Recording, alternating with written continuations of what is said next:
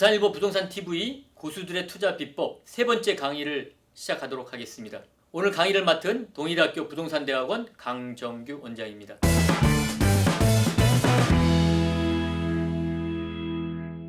지난 시간에는 우리 부산 지역의 최근 시장 동향과 그리고 전망에 대해서 설명을 드렸고요. 두 번째 시간은 이런 시장 동향과 전망을 바탕으로 해서 정말 고수들이 하는 그러한 투자 비법 세 가지에 대해서 설명을 드렸습니다. 오늘은 투자 대응 전략, 고수들의 투자 비법 세 번째 시간으로서 몇 가지 중요한 사항에 대해서 더 말씀을 드리도록 하겠습니다. 그 중에 첫 번째로 오늘 말씀드릴 것 중에 하나는 바로 한국 부자들처럼 자산을 운용을 해라. 부자들의 몇몇 가지 사례를 보면은 이 부자들로만 구성된 분들이 투자하는 전략에 대한 노하우가 딱 집중되는 것이 있습니다. 어떤 분들을 부자라고 하느냐? 제가 활용한 자료는 KB국민은행에서 매년 발표하고 있는 한국 부자 보고서라는 자료를 바탕으로 해서 설명을 좀 드릴까 하는데, 부자들, 금융자산 10억 원 이상을 갖고 계신 분들을 부자들이라고 봤고요.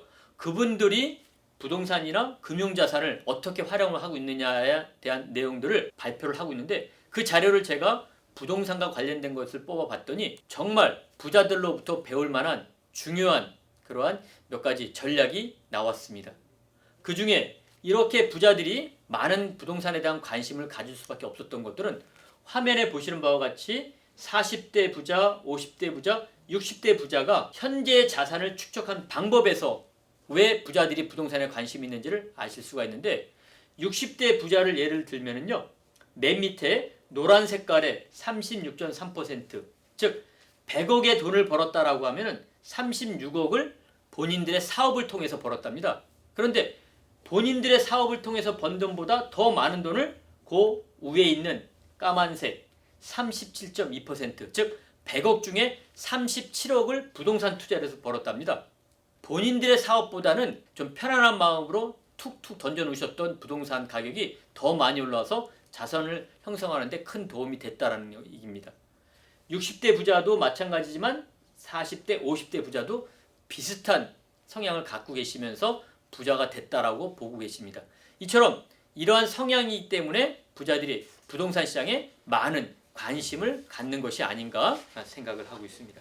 따라서 이러한 것을 바탕으로 해서 몇몇 가지 부자들의 투자 전략을 보면은요, 첫 번째, 부자들께서는 경제적인 여건에 따라서 가계자산을 탄력적으로 구성을 하고 있더라. 제가 가장 강조하고 있는 부자들의 투자 패턴 중에 하나인데요, 일반인들과 전혀 다른 패턴을 보이고 있습니다. 부동산 시장이 호황기에는 가지고 계신 부자들의 부동산을 팔고 있습니다. 거꾸로 지금 같은 불황기라고 생각하는 시점에서는 부자들이 부동산 보유 비중을 확대하는 모습을 보일 수가 있습니다. 아래 그림을 보시면은요, 2014년서부터 2015년, 2016년으로 갈수록 파란색의 부동산 자산 비중이 조금씩 감소하는 모습을 볼 수가 있죠. 이 당시에는 우리 부산 지역뿐만이 아니라 전국적으로 부동산 시장이 매우 좋았던 시기로 기억을 하고 있습니다. 그런데 2017년서부터 최근까지는 흔히 말하는 불황기입니다. 그런데 그래프에 보시는 바와 같이 파란색 그래프의 부동산 자산 그래프 수치가 높아지는 모습을 보일 수가 있습니다. 즉, 일반인들은 가장 비쌀 때 더 올라갈까봐 사지 말아야 되는데도 불구하고 쫓아가서 사시고요, 부자들은 그때 파시는 겁니다. 또한 지금처럼 일반인들이 부동산 시장에 전혀 관심을 갖지 않는 시점에서는 오히려 부자들이 부동산을 사들이거나 관심을 갖는, 전혀 일반인들과 다른 패턴을 갖고 있다. 즉, 우리도 부자가 되기 위해서는 부자들의 투자 패턴을 따라가야 한다. 지금 같은 불황기 속에서 회복될 수 있다는 확신을 가지고 회복 가능성이 높은 지역에 선점적으로 투자를 하는 것들이 바로 부자들의 부동산 투자 패턴 첫 번째라고 보시면 좋겠습니다. 두 번째는, 부자들은 부동산 자산과 금융자산을 적정하게 분산 보유하고 있다. 즉, 몰빵이라고 하는 것을 하고 있지 않다는 겁니다. 6대4 정도의 비율로 부동산과 금융자산을 분산 보유하고 있다라고 하는 것이 두 번째 패턴입니다. 세 번째는, 부자들께서 이 자산을 매우 효율적으로 운영을 하고 있다라고 하는 것을 볼 수가 있습니다. 그 중에서 먼저 우리가 살아가면서 꼭 필요한 집에 대한 부자들의 투자 패턴을 보면은요, 이 부자들은 집, 즉 거주 주택에 대한 비중을 자기 전체 자산 중에 30% 이내에서 자기 집에 투자를 하고 계시고, 부동산 자산만 본다면 40% 이내에서 자기 자산을 투자하고 계십니다. 즉 내가 100억의 자산을 갖고 있다라고 하면은 내 집에 투자하는 자산은, 내 집은 30억 이하짜리에 살고 있다라는 겁니다. 그런데 상당수의 부자들은 이 비중보다 더 비싼 집에 거주하고 계시고요. 그 다음에 부자들을 따라가야 할 일반인들은 이런 비중이 전혀 걸맞지 않게 집 한 채에 올인을 하는 경우도 많이 보이고 있는 상태입니다. 따라서 앞으로 올라갈 가능성이 있는 집에 대해서는 똘똘한 한 채 형태로 내 집에 몰빵을 해서 갖고 계시는 것이 맞지만, 단순하게 거주 목적이다라고 한다라고 하면은 부자들처럼 내가 갖고 있는 자산의 30% 이내에서 내 집에 대한 것들을 투자를 하거나 보유해야 한다라고 하는 것을 꼭 기억할 필요가 있다. 그 외에 지금 부자들이 자산을 구성하고 있는 것들을 보면은요, 과거에는 토지와 같이 매매 차익을 한꺼번에 얻을 수 있는 부동산에 대한 투자를 많이 했는데, 이제는 그런 것이 아니라 빌딩 상가, 투자용 주택, 아파트, 오피스텔과 같이 달세, 월세를 받아 먹을 수 있는 부동산에 많은 투자를 하고 계신다라고 하는 것들도 부자들의 그 투자 패턴에서 얻을 수 있는 방식이기 때문에 꼭 알아둘 필요가 있다라는 것들입니다. 대응 전략 마지막으로서는 이 또한 매우 중요한 거라고 생각이 들고 있는데, 우리가 지방에 살고 있지만 이 지방 부동산의 명암이 크게 갈릴 가능성이 있다. 따라서 지방에 살고 있으면서 지방 부동산에 투자할 수밖에 없는 여건이긴 하지만, 가격이 올라갈 수 있는 지역, 그 다음 내가 살고 있는 지역보다 작은 지역으로 자산을 이동하는 것들은 바람직하지 않다라고 하는 것을 말씀드리고 싶습니다. 특히 지방 부동산은 최근에 정부의 규제 정책에 힘입어 가지고 대부분의 지역에서 가격이 하락이 됐는데, 이 하락된 지방 부동산 가격이 화면에 보신 바와 같이 일부 4가지 정도의 여건을 갖고 있는 지역에서는 회복이 되지만 대부분의 지역에서는 회복이 안 될 것으로 보여지고 있습니다. 따라서 지금 떨어진 이 시점이 부동산 투자하기에는 적절한 시기라고 판단이 되시더라도, 지방 부동산에 투자하는 것들은 이렇게 4가지 여건을 갖고 있는 지역에 매우 국한을 해서 투자를 해야 한다. 왜 이런 결과가 나왔냐면은 선진국의 사례에서 매우 많이 볼 수가 있는데, 최근에 KBS 스페셜에 보도가 된 빈집 쇼크라는 프로가 있습니다. 이 프로에 봤더니 동경에서 1시간 정도 떨어져 있는 지바현의 조그만 신도시가 있는데, 이 신도시에서 분양한 17평짜리 아파트가 1990년도에 약 2,720만엔, 현재 우리나라 돈으로 따지면 약 3억 원 정도의 수십 대 1의 경쟁률을 가지고 분양을 했는데, 30년이 지난 이 시점에서 3억짜리 집 한 채가 지금 1,000만 원에 거래가 되고 있다는 보도가 발표가 됐습니다. 그것도 동경에서 1시간 정도밖에 떨어져 있지 않은 지역인 데서 이런 문제가 나왔다라고 보여주고 있습니다. 따라서 불안한 미래 빈집 쇼크라는 프로를 보시면은요, 그나마 동경에서 1시간 정도 떨어져 있는 지역이니까는 이 정도 가치가 유지를 하지요. 교외 지역 그리고 지방 상당수의 주택들은 가격 산정이 안 된다라고도 이야기를 하고 있고, 1번은 7채 중에 한 채가 빈집이라고 얘기하고 있고요. 그 빈집 중에 200만 채가 가격이 전혀 매겨져 있지 않다라고도 보도가 되고 있습니다. 그 200만 채의 빈집이 어디서부터 빈집화되고 있느냐?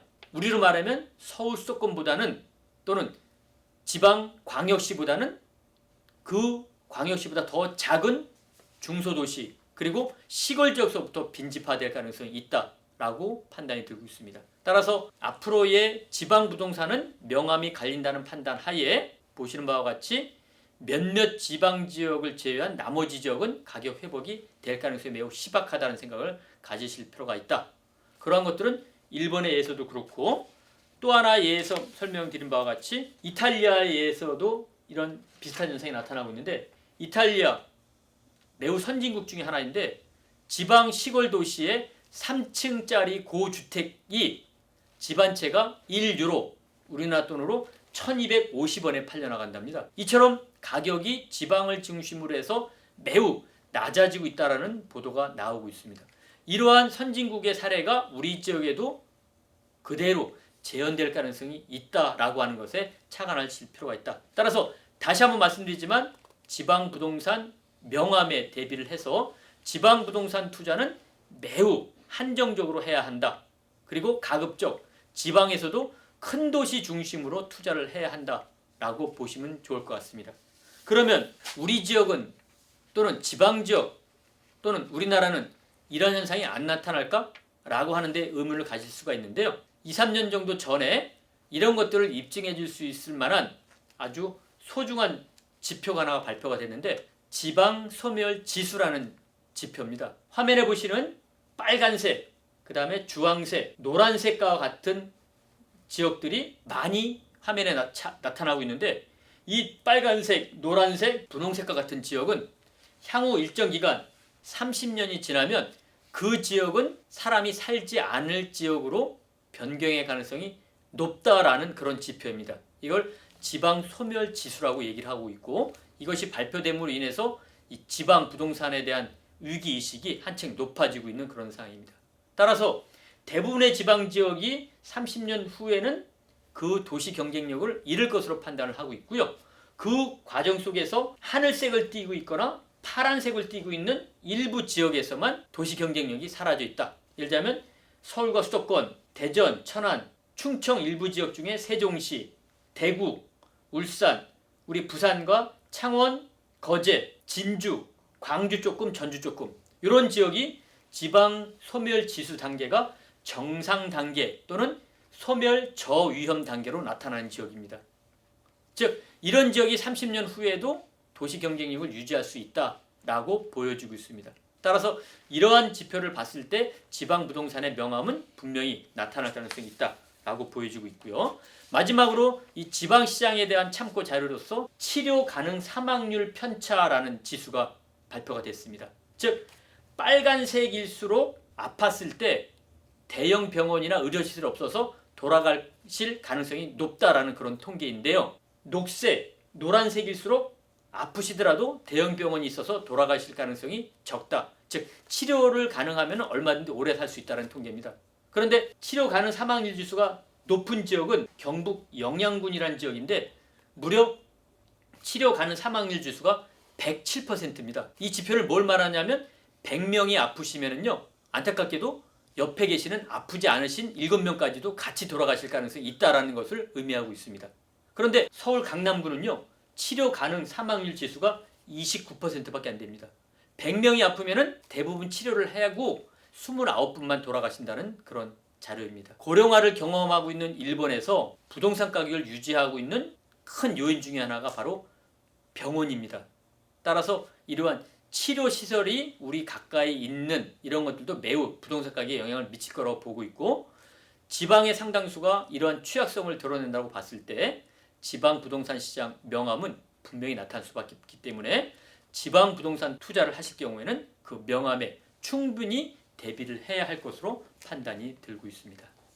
자, 이렇게 해가지고 우리 부산일보 부동산 TV 고수들의 투자 비법, 전망, 그리고 대응 전략 첫 번째 시간, 그리고 오늘 전해드린 대응 전략 두 번째 시간에 대해서 설명을 드렸습니다. 제 이야기를 절대적으로 믿으시기보다는 참고 자료로 삼으시되 그래도 조금 전문적인 시각에서 사실관계를 가지고 설명드렸다라고 하는 것에 좀 주안점을 두셔서 그 참고 자료로 활용하셨으면 좋겠습니다. 아울러 추가적인 또 자료를 가지고 우리 부산일보 부동산 TV에서 다시 인사드리도록 하겠습니다. 고맙습니다.